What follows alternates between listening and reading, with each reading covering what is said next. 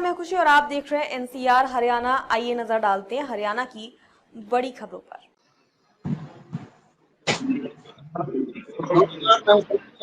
आप देख रहे हैं एनसीआर हरियाणा। हरियाणा में चुनावी हलचल शुरू हो चुकी है और गुरुग्राम विधानसभा में इस वक्त चुनाव अपने चरम पर है। भारतीय जनता पार्टी लगातार वोटों को लुभाने के लिए वादे कर रही है। उन वादों में कितना दम है, ये जानते हैं हम परशुराम परिषद के अध्यक्ष श्रीपाल शर्मा जी से। श्रीपाल शर्मा जी, स्वागत है आपका हमारे स्टूडियो में। बहुत बहुत अरविंद भाई नमस्कार। नमस्कार आपके सभी चैनल के दर्शकों को भी नमस्कार। श्रीपाल शर्मा जी, चुनाव का समय चल रहा है और आप समर्थन दे रहे हैं मुकेश शर्मा जो भाजपा के प्रत्याशी हैं उनको पूरी तरीके से। जी, किन मुद्दों के साथ आप समर्थन दे रहे हैं और किन मुद्दों के साथ आप लोगों से वोट मांग रहे हैं गुरुग्राम विधानसभा? देखिए भाई साहब, मुकेश शर्मा कोई अनजान व्यक्ति नहीं है, जाना पहचाना चेहरा है। 25 वर्षों से लगातार गुड़गांव में मेहनत कर रहे हैं और भाजपा एक बहुत बड़ी पार्टी है। शीर्ष नेतृत्व ने मुकेश शर्मा को चुना, एक हीरे के रूप में चुन के जनता के बीच में भेजा है। और ये तो हमारे बड़े बड़े जो नेता हैं उन सब ने भी कहा, जैसे राव इंद्रजीत ने कहा कि भाई पार्टी सर्वे करती है और कई सर्वे हुए, उसमें मुकेश शर्मा का नाम टॉप में आया, इसलिए मुकेश शर्मा को भाजपा ने टिकट दी। और हम जिन मुद्दों के साथ मुकेश शर्मा के साथ जुड़े हुए हैं उसका सबसे पहला कारण तो ये है कि वो एक रेसलर है, एक अच्छे लेवल के पहलवान रहे हैं, Haryana Kesari, Delhi Kesari, gold medallist, national खेले हैं। दूसरा कि वो हर तरह से मजबूत है। जब उन्होंने प्रशासन से मदद नहीं मिली, प्रशासन से मशीन नहीं मिली, लोगों की समस्या थी शिविर की, उन्होंने अपने पर्सनल जेब से ही मशीन खरीद के जनता को सौंप दी, जहां भी जरूरत हो उस मशीन को लेके जाए। तीसरा, उनका जो मुख्य आकर्षण है कि वो धर्म से जुड़े हुए ऐसे व्यक्ति हैं कि धार्मिक विचारों के हैं।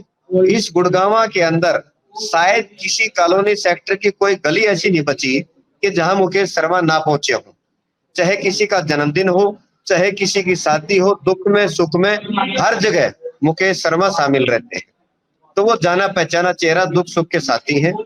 और सबसे बड़ी बात उनकी विशेषता ये है कि उन्होंने एक नहीं, दो नहीं, कोई दिखावा नहीं, 29 यात्रा पैदल बाबा श्याम की कर चुके हैं, जहां वो लाखों लोगों को प्रसाद भोजन करवाते हैं।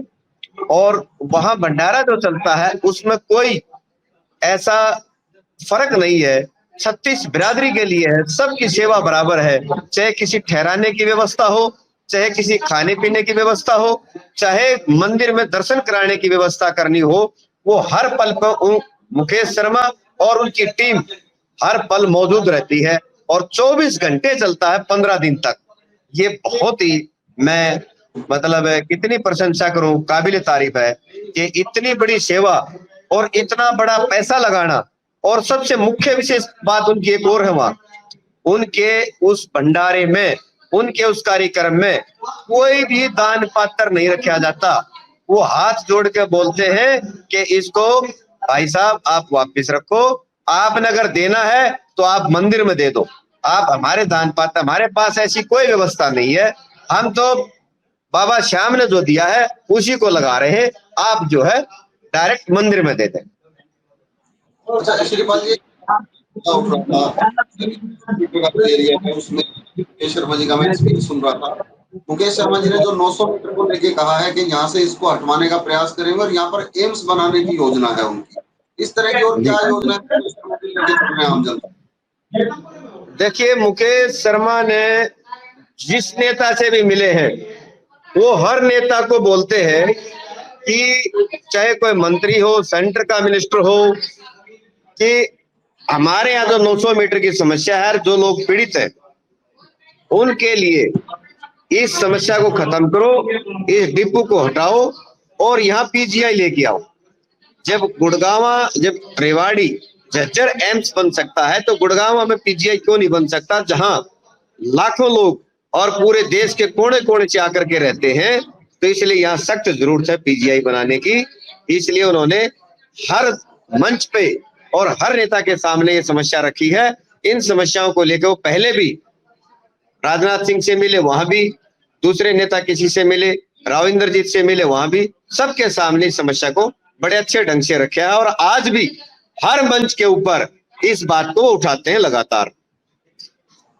क्या विजन रहेगा श्रीपाल जी? मैं कहूँ कि विकास को लेकर जिस तरह से लोगों का आरोप है, कांग्रेस का आरोप है कि कर रहा है, दोबारा बोलना, क्या कर रहे हैं?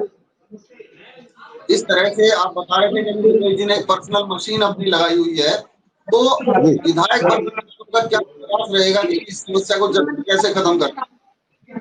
देखिए प्रवीण भाई, आप मीडिया के आदमी हैं, अच्छी तरह जानते हैं। राव इंद्रजीत ने खुल के बोला मंच से कि जब एमपी के चुनाव थे, जब लाइटें काट दी गई, सफाई व्यवस्था चरमरा गई, कूड़ा सड़कों पे आ गया, सफाई नहीं हुई, तो ये प्रशासन की अनदेखी कहो, अब भी ऐसा हुआ। और दूसरा मैं प्रैक्टिकल बताऊं आपको कि नितिन गडकरी की रैली थी, उससे पहले एमसीजी की गाड़ी आती है, उसके उनके कुछ आदमी आते हैं, कुछ दूसरे कैंडिडेट के आदमी उनके साथ होते हैं और वो आगे बोर्ड पढ़वाते हैं कि डीसी के ऑर्डर है। और परसों हमने भगत सिंह पार्क सेक्टर 4 में कार्यक्रम था, 5 बजे का टाइम, और सुबह हमने बोर्ड लगवाए और 3 बजे वहां से बोर्ड उखाड़ दिए, सारे बोर्ड फाड़ दिए। इसका मतलब आप देखिए कि कौन आदमी कितना पीछे लग रहा है, किस तरह की सेटिंग है कि सारे बोर्ड फाड़े जा रहे हैं और दूसरे कैंडिडेटों के बोर्ड सड़क पे मैं दिखाऊं आपको, लाइन से एक पोल पे 2-2 बोर्ड है और हर पोल पे है, तो सैकड़ों बोर्ड एक ही लाइन में है, वो उनको दिखाई नहीं देते। तो ये सीधा सीधा एक, मैं कहूंगा कि एक षड्यंत्र। तो लेकिन यह है कि जो व्यक्ति जनता के दिलों में बैठ गया, जिसने जिसको वोट करना है वो उसको वोट करेगा। ये छोटी मोटी बातें हम समझते हैं। ठीक है श्रीपाल जी, आपका बहुत बहुत शुक्रिया हमारे जुड़ने के लिए। तो हमारे साथ ये थे श्रीपाल शर्मा जी, परशुराम राष्ट्रीय परिषद के अध्यक्ष हैं, और इनका साफ कहना है कि मुकेश शर्मा दिलों में है और लोग उन्हें दिल से वोट देने के लिए तैयार हैं। अगले एपिसोड बिल्कुल, ये बिल्कुल साफ स्पष्ट छवि के व्यक्ति हैं, हर तरह से हम नजदीक है, जांचा परखा है। ऐसे ही हम भी अपना समाज में एक दायित्व रखते हैं, हम ऐसे ही इनके साथ नहीं हुए कि हमारे ऊपर भी कोई दाग ना आए। एक मुकेश शर्मा खुल के मंच पर कहते हैं, मेरे कमीज में छेद हो सकता है लेकिन दाग नहीं है आज तक। ये सबसे अच्छी बात जो मुझे लगती है, इसलिए मैं मुकेश शर्मा के साथ खुल करके अपना समर्थन करता हूं और मैं समझता हूं, भगवान से प्रार्थना करता हूं कि मुकेश शर्मा विजयी हो और वो जीते और इस गुड़गांव का विकास करें। धन्यवाद। धन्यवाद जी, बहुत बहुत शुक्रिया आपका। अगले एपिसोड में फिर मुलाकात होगी, तब तक के लिए नमस्कार। ठीक है भाई। ऐसे ही ताजा तरीन खबरों के लिए देखते रहिए एनसीआर हरियाणा। अगर आपको हमारी खबर अच्छी लगी हो तो चैनल को सब्सक्राइब करें, शेयर करें। नमस्कार।